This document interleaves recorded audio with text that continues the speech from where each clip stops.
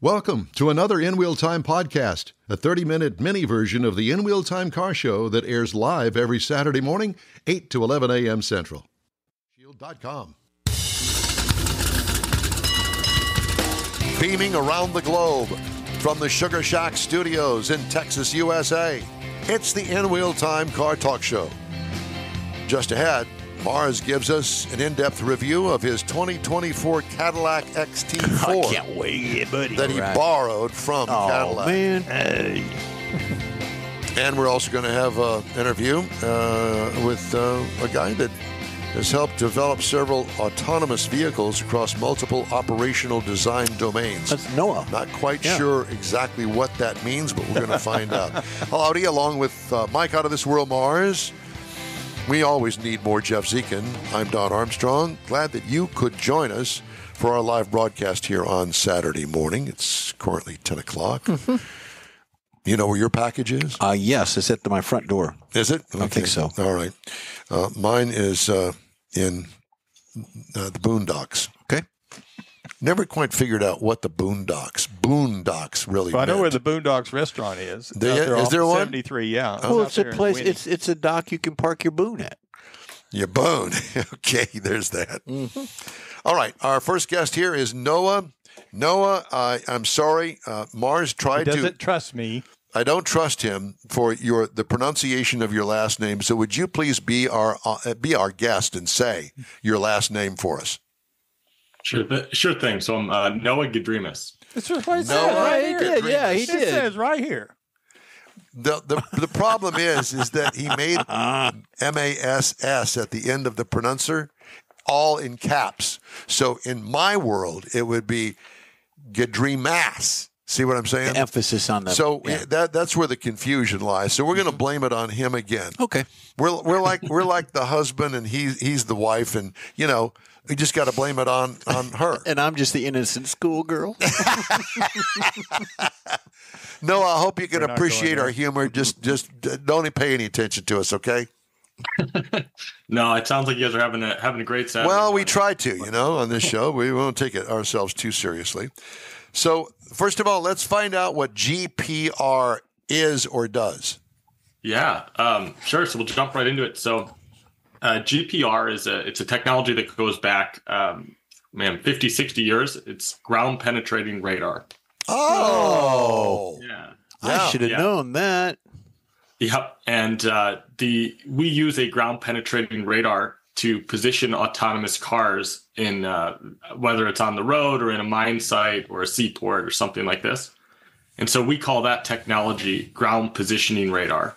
And that's where we use a ground penetrating radar to position autonomous cars. And so our company name is GPR. Very nice. So explain to me how that technology works. So you're not looking at the stripes on the road? Yeah, that's exactly right. So if you're trying to use a camera to see lane markings on the road, let's say, the lane markings, they wear off the road. They get covered up with snow or dirt or debris. I'm sure you've driven into the sun when it's raining and you can't really see so well. There's a lot of glare. Yep. These are all reasons that looking at lane markings or really anything above the ground to position your car can be a challenge. So we use data from up to 10 feet beneath the surface of the asphalt. So we can actually penetrate our radar straight through the ground and create a signature or a map of what's underneath the road. And that map is extremely unique, and it's almost like a fingerprint. So what the ground looks like under the road for a given position is unique to that position. And so we can use that to drive cars autonomously, even if there's snow or debris on the surface of the road. So I can see this working for something that, like, for instance, a concrete roadway where you've got rebar underneath the surface of the concrete. But what do you do for something like, for instance, an asphalt road that only has really an underlayment between it and the dirt? Yes. Yeah, it's interesting. So we're not picking up on specific physical features. Like, we're not saying we need rebar or we need infrastructure under the road. It'll work on a dirt road. It works in areas that have never been driven on before. So sort of out in a wooded environment or an environment like that. And it's really the character of the ground itself. One of the most interesting places that we've used the GPR is in parking garages. So multi-level parking garages. Yeah. And in that case, you might only have 10 inches of concrete on level 3 underneath the vehicle. And even just that 10 inches has enough character in the radar return from that concrete that we can position the vehicle accurately. So it's really quite robust to whatever's under the road we can use. This is fascinating. So, but let me ask you this. So I understand what you're talking about from the imaging perspective, what you're getting back from your radar, but do you have to go map, for example, Interstate 10 out here that I run on, do you have to map it ahead of time, or is this something you're trying to do in real time? Yeah. So we're mapping ahead of time. And the reason we're doing that is we're creating a map of the signature of what's under the road relative to the position of where the center of the lane is and where the edge of the road is. And we only need to drive each lane once, and then we have that subterranean environment mapped out and we can position on it. This is pretty standard for autonomous vehicles. So almost all automated vehicles operate on a map. And usually that map has lots and lots of data. So from LiDARs and cameras and surface radars to really map out exactly everything that's in the environment before you let an autonomous car operate on it. I did a story a while ago about phosphorescent lanes, lane dividers, and painted stripes and things that they put an additive into that. Could that be adapted to that? Because you see these people like on the beach with these little metal detectors that pick up certain coppers and gold and different phosphorus materials. Couldn't that be incorporated, that material, into a lane, and then that computer pick up that lane's signature? Absolutely. Yeah, and that technology actually goes back even farther. So there were designs of I think GM did something back in even the 80s. Yeah, they had that magnetic tape. Yep. Or they would embed something in the road. Actually, a lot of seaports now where they unload containers, they install these transponders. They drill holes in the asphalt and put transponders in. They can detect, and actually our GPR can detect all of those metallic stripes. But, excuse me, the big advantage of our technology is we don't have to add infrastructure. So, if you put a magnetic stripe down on the road, that can get worn off by a snowplow or by anything else. And you have to install all of those, which can be quite a challenge. So with our GPR, we don't have to add anything to the road. We can map it exactly as it is and use it. Okay, they also do stuff like that in factories when they have the unmanned robots that are delivering product at different stations in a factory. They, like Amazon, they have them just running up and down the aisles. Yeah. Very similar, or is that that technology? That's another technology that GPR will likely replace in the coming years. So cool. That's AMRs, or automated mobile robots that operate in factories and plants. They put down the magnetic tape, and then those vehicles, the vehicle that carries the, body in white in a car factory will follow that magnetic tape. And that can be limiting sometimes because maybe they want to change the route. They want it to go somewhere else because they're changing the plant design or they're moving something. They have to tear up the tape and put down new tape. Or you get a GPR, they don't need to do that. Disgruntled employee that makes the tape go in zigzags. Yeah, circles. So you've got a road. You've gone out. You've mapped it, and it's asphalt. And my vehicle's going down. We use your technology. Everything's great. But now they come in and decide, well, we're going to concrete this road. So they're going to dig up the asphalt and put concrete down. Do you have to remap it, or are you down deep enough that you're not having to? Yeah, it's kind of we haven't tested it, right? So we do see 10 feet deep, but if you tore up the first foot of asphalt and then repaved it, we would likely want to remap. But what's important, though, is that, the map, it doesn't just contain the GPR data. It also contains the position of the center of the lane. Right. And so if you tore up the asphalt, you would want to remap the position of the center of the lane anyway. Yeah. That makes sense because the concrete's going to be a little bit wider anyway. It could be, right? So we might, if we had the vehicle drive in the same place the old asphalt was, and they built a new road, well, maybe it's moved over 10 inches to the right, and now your car is driving on the shoulder. So that's kind of the, we say we remap anyway. Yeah. So what is the advantage? What is the advantage of doing it this way as opposed to GPS? Yeah, well, GPS is can be limited in a few ways. So one is what's called multipath or urban canyon. So if you've noticed, if you went into a dense city or urban environment, so like Times Square, GPS works really, really poorly. And the reason is because GPS is bouncing off of buildings. And so it's a time of flight sensor, meaning you're sort of measuring how long it takes your signals to get to the satellites. And if it bounces off a building, it screws everything up. So GPS does not work well in urban environments. It doesn't work well in tunnels. And maybe most importantly, you can't rely on it for safety critical applications. So when you talk about moving from the level 2 automated cars, which is like, what we get now with GM Super Cruise, to a level 4 where there's nobody in the truck or in the car, you cannot rely on GPS alone to position because there can be conditions where it's wrong and that can be really dangerous. So we need another alternative, besides just GPS. Okay, what about a bridge? Does it act the same way? Yeah, it operates on bridges. The one bridge case that I haven't tested yet, and I see your Uper sticker there, it's the Mackinac Bridge in the Upper Peninsula of Michigan, which has that steel grating. Mm-hmm. We just haven't had the opportunity yet to drive GPR over it. That's what brought it to mind. Bridges, it works great on. Yeah, scary bridge. But theoretically, it should be the same. Theoretically. It does. Yeah. Yeah, and actually, a lot of the places we're applying the technology now are off-road, so they're not. It's not on-road focused technology. So, for example, we have a big partnership we just started up with a company out of the Netherlands called BTG for positioning these seaport vehicles. These are when they unload the containers off of ships. Yes, they put them on these vehicles called AGVs, and then these drive autonomously around seaports. To autonomous cranes that pick up the containers and stack them. And that automated system, we're moving to GPR for that. Another big use case is for mining. So both above ground and underground mining. So for above ground mining, a lot of those automated truck systems are heavily reliant on GPS. And GPS, I mentioned it can be affected by, buildings and, of course, by tunnels. It can also be affected by solar events. And so specifically in South America, they have a lot of problems with what's called ionic scintillation, which is where like solar storms or sort of cause disturbances in the ionosphere, and the GPS stops working for hours at a time and brings down all their vehicles. And so applying GPR to solve that case is another big use case for above ground mining. And then even things like electric shuttles and passenger shuttles that move people around airports or like college campuses, things like this. So it's not all on-road focused.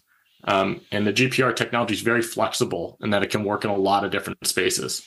Speaking of colleges, where did you get all of that knowledge? Well, so I personally went to a school in New Jersey called Rowan. It's a small state school, a good engineering school, and then got my master's from Oakland in Oakland University in Michigan. But this technology actually came out of MIT's Lincoln Laboratories in Massachusetts. And so our co-founder was one of the inventors of this GPR technology and came out of MIT and created this company. Absolutely fascinating. It is. I mean, yeah. I had absolutely no clue. Now, so did you sign up for this job or did they recruit you? How did that work? Yeah, so I had been working on autonomous driving at Continental Automotive for about 7 years, and I did lots of different. Wait a minute, 7 years? You're not old enough to do that. Gee whiz. I've been in autonomous driving one form or another for almost a decade now, but I know I look young. Yeah. Yeah, I'm thinking here, Doogie Howser. Yeah, he did it with his Hot Wheels. Autonomous Hot Wheels. Exactly. Where are you right now? Where are you located right now? Michigan, so about an hour north of Detroit. Oh, okay. Yeah, I grew up in the Dearborn area. Okay. Yeah, we just spent the Uper time. Don was up there a week before I was last year. Yeah, I love it here in Michigan. So our company's based out of Boston, but I work remote from Michigan. Good. Good for you. So are you north of Auburn Hills? Yep. Yeah, I'm about 20 minutes north of Auburn Hills. I used to work in Auburn Hills at that Continental Automotive Tech Center.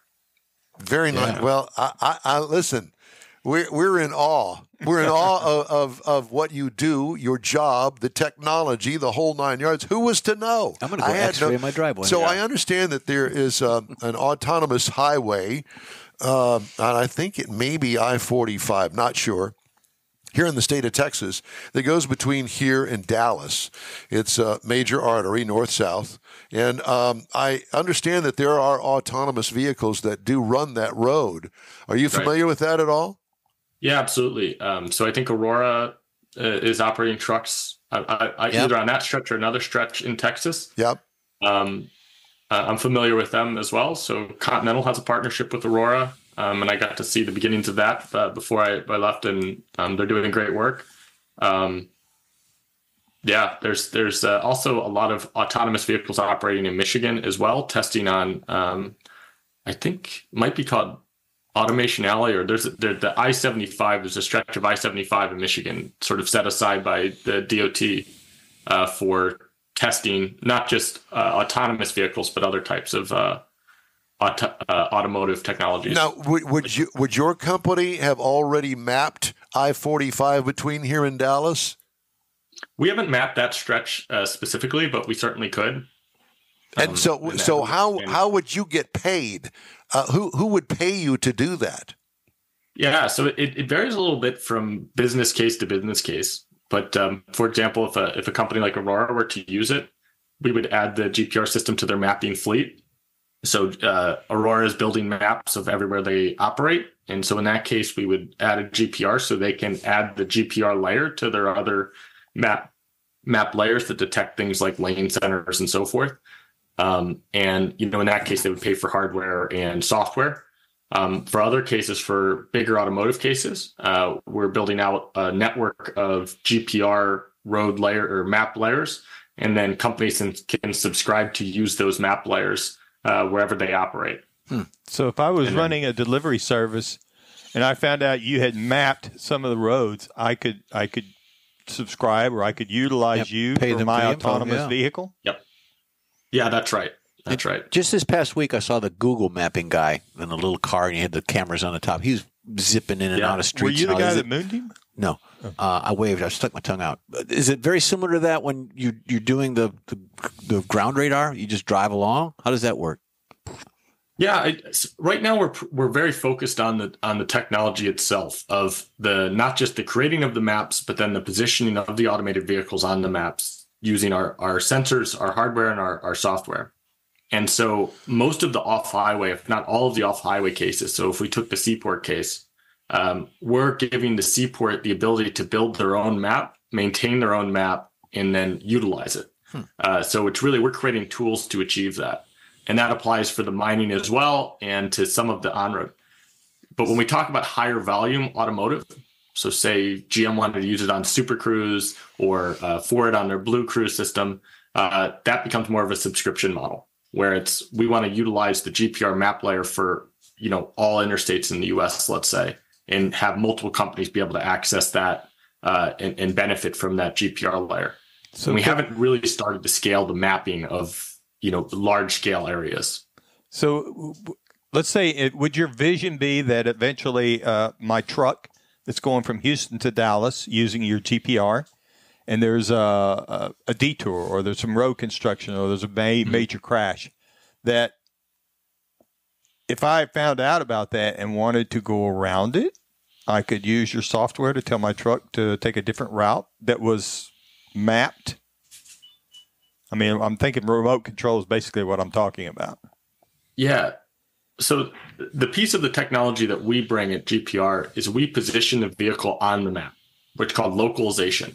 Okay. So then the routing of the vehicle, like what path your truck would take if it takes a detour, that would be handled by another layer. So that might be from, say, Google Maps that says there's construction here, you should go this way.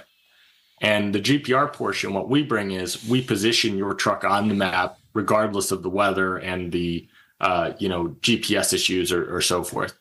So the routing, that's going to be handled by a different mapping system. But again, we're on the same page. I'm just thinking out loud. Okay. Well, at least you're thinking. Yeah, I'm thinking that could be fun. Very cool stuff. I like it. Well, I'll tell you what, I'm blown away. I'm impressed by your knowledge and understanding and expertise in this. I never knew any of this even existed. And to find out what you do is like, wow, that really exists. Yeah. So congratulations. And it is a true honor and pleasure to talk to you this morning, despite your confusing last name. Well, I really appreciate you guys having me. I think it's a great show. Well, thanks so much. And let's stay in touch and be sure and let us know about any advances, anything going on with you and your company, because we want to know. We find it fascinating. Let me know when you do the Mac, and I'll come up and watch you. All right. Sounds good. We'll do. Noah, thank you so much. Vice President of Strategy at GPR. All right, we're going to take a quick break. The In-Wheel Time Car Talk Show is available 24/7 through the iHeartRadio app. Just look for In-Wheel Time Car Talk. We also video stream our 3-hour weekly show on Facebook, YouTube, and InWheelTime.com. And podcasts are at your favorite podcast provider. The In-Wheel Time Car Talk Show is going to continue right after this fast and furious break. Pro-Am Auto Accessories has been serving Houston's auto enthusiasts since 1984, providing world-class products for sports cars, European sedans, and American muscle. Pro-Am is known as the place to go to find exclusive and hard-to-find parts and accessories. Pro-Am is one of the very first distributors in the USA for brands such as Recaro, Redline, Momo, Corbo, and Simpson. Located in the heart of Houston's premier retail and service corridor, the Galleria area, Pro-Am's walk-in storefront includes an 8,000-square-foot warehouse, showroom, and installation bays. Pro-Am not only sells parts and accessories, but also offers installation and service. Pro-Am is now reaching a worldwide audience through Pro-Am.com, taking its local reputation to the rest of the world. At Pro-Am Auto, you'll be dealing with a small group of professionals who truly want to help you with your automotive needs. If you don't see what you're looking for on the website, call and Pro-Am will lend you a hand. Pro-Am Auto, 6125 Richmond at Green Ridge in Houston's Galleria area. Call them at 713-781-7755. Want to feel good about something special you did for someone special? In-Wheel Time and the original Lupe Tortilla group of Tex-Mex restaurants have joined together to help a very worthy cause, God's Garage, a Christian-based 501c3 charity. We know there are lots of places and organizations out there where you can donate a car, truck, or SUV, but we're asking you, our car enthusiast family, to consider donating to God's Garage. Visit godsgarage.org and learn about its mission, the women that have been helped, how each one is screened, and about their Restore You program. A car donation is an easy way to make a difference in the lives of others. God's Garage needs good operating vehicles, but will take all types in working and non-working condition. Make your heart and soul feel good by donating your gently used vehicle and help support single mothers, widows, and wives of deployed military at godsgarage.org.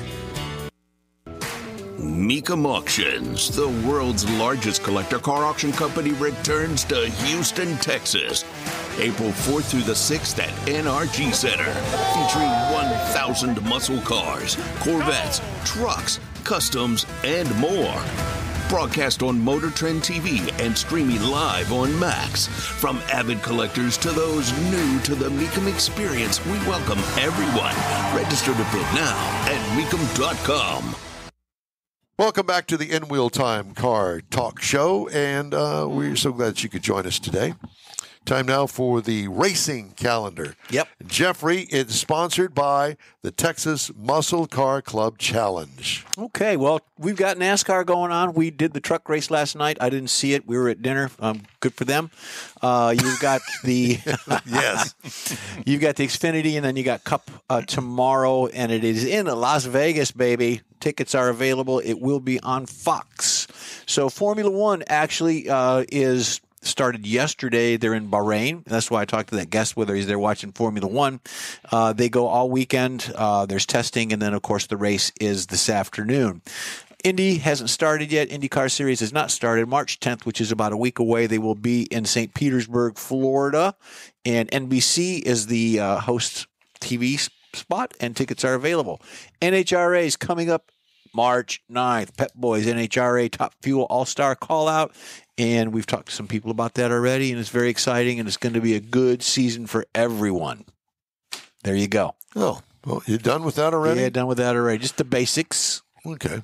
Mr. Mars now has a review of the 2024 Cadillac XT4. And I will say, right up front, my wife likes this car. And you know what? You need to buy that for her. Well, that's almost where she was till she realized it's a little bit smaller than the one she has. So I got. What does she have? On that. She's got a Sorrento. You can't know. A Sorrento and a Cadillac?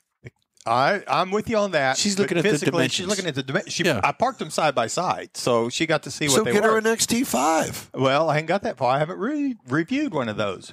But we are talking about an XT4 introduced in 2019. So this is the 6th year for the vehicle, and it has not had a major update. They keep tweaking it a little bit, adding a few things in here. So it's kind of long in the tooth, but you really can't tell it by looking at it.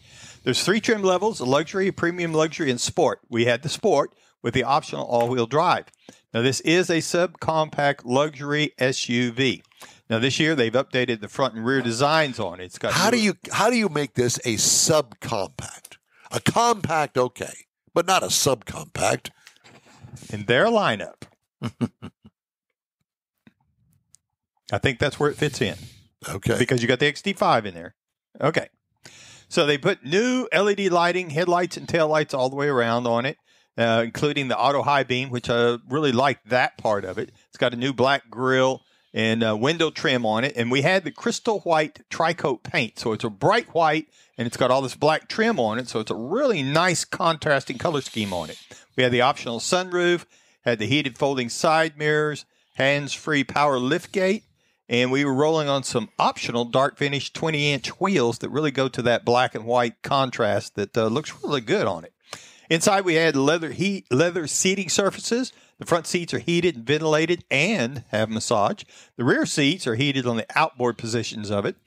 It's got a lot of updated technology. In fact, it's got a 33-inch touchscreen that's curved across the dash. So that takes out the driver's view, all the gauge packages all the way across to your convenience controls. It's really a nice layout because it flows together. It's not like here it is, and it just all happens to show up in screens side by side. It is one nice screen. It's done really well. We also had the heads-up display. We had the surround view camera system on it that worked really, really well. Wireless charging, Apple CarPlay, Android Auto, and we had the Google infotainment system to go along with that. Cinerama. Mm-hmm. Yeah. But it was really, shot in Cinerama. It was really done nice because it's curved. I mean, it's made for the driver. Yes. So to make all this go up under the hood, all the XT4s, no matter the trim level, has a 2.0-liter inline 4-cylinder, regardless if you have the front-wheel drive, which is standard, or the optional all-wheel drive. 235 horsepower, 258 pound-feet of torque, backed by a 9-speed automatic transmission. Now, this vehicle will tow 3,500 pounds. I was impressed to see that it was rated for that. The EPA says you should be looking for 23 in the city, 28 on the highway, 25 combined. The time I had it, I got 24 out of it. And what I really liked, it does have a Cadillac style. It's got plenty of power. It's not a race car. It's very quiet to drive out on the road. Passengers in the rear seat could actually have a conversation with the people in the front seat. That was one thing I learned to do when my wife was shopping cars. I would ride in the back seat to see if I could talk to her. And it's just where she wanted you. Yeah, well, that's right. So it depends on which car she bought.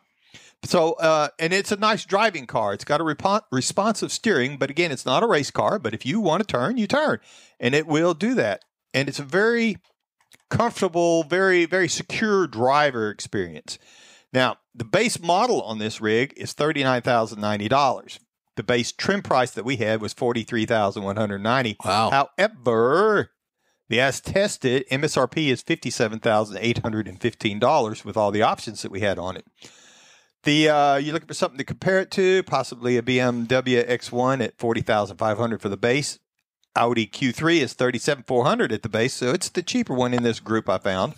The Acura RDX is $44,350, and the Volvo XC40, which is a hybrid, starts at $40,500. And as I said, this if it has everything that Cadillac has been known to do. It's got looks, it's got nice styling, it's got a little bit of performance. It's just a very nice vehicle, in my opinion. And for an extra charge, Don will dance on the hood. Oh, man. Got that? As long as you're not wearing your golf shoes. XT4, XT5, XT6, and then the Escalade. Escalade. Mm-hmm. Yeah. Thank you. Hey, if you'd like to get in touch with us, shoot us an email. The address info@inwheeltime.com, and be sure to follow us on Facebook.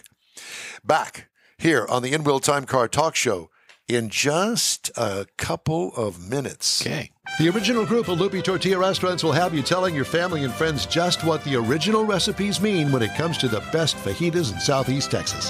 Founder Stan Holt invites you to visit the original Lupe Tortilla near I-10 and Highway 6. Here's the original house that inspired the design of all the rest and the original charm that helped make Lupe Tortilla the go-to destination for Houston Tex-Mex. Speaking of original, nothing can compete with the original lime pepper marinade that everyone will agree makes Lupe Tortilla award-winning beef fajitas the best anywhere. Lupe Tortilla Katy is another location that gives you the same quality and service Houstonians have come to expect at Lupe's. It's located just off I-10 and the Grand Parkway at Kingsland Boulevard in Katy. Find yourself in Aggie Land? Head to the Lupe Tortilla in College Station, located just around the corner from Kyle Field. It's a great place to enjoy those famous frozen margaritas before or after the game. Headed east to Louisiana, stop in at the Lupe Tortilla in Beaumont. It too's on I-10. You can't miss it. The original group of Lupe Tortilla restaurants invites you in for the best Tex-Mex anywhere. You own a car you love. Well, why not let Gulf Coast Auto Shield protect it? Houstonian John Gray invites you to his state-of-the-art facility to introduce you to his specialist team of auto enthusiasts. We promise you'll be impressed. Whether you're looking to massage your original paint to a like-new appearance, apply a ceramic coating, install a paint protection film, nano-ceramic window tint, or new windshield protection called ExoShield, Gulf Coast Auto Shield is where Houston's car people go. Curbed your wheels? Instead of buying new, why not have them repaired? How about a professionally installed radar detector? Gulf Coast Auto Shield does that too. Get a peek inside the shop and look at the services offered by getting online and heading to gcautoshield.com. Better yet, stop by their facility at 11275 South Sam Houston Tollway, just south of the Southwest Freeway, and get a personal tour. Gulf Coast Auto Shield is your place to go for all things exterior. Call them today, 832-930-5655 or gcautoshield.com. That's it for this podcast episode of the In Wheel Time Car Show. I'm Don Armstrong, inviting you to join us for our live show every Saturday morning, 8 to 11 a.m. Central on Facebook, YouTube, Twitch, and our InWheelTime.com website. Podcasts are available on Apple Podcasts, Spotify, Stitcher, iHeartPodcast, Podcast Addict, TuneIn, Pandora, and Amazon Music. Keep listening, and we'll see you soon.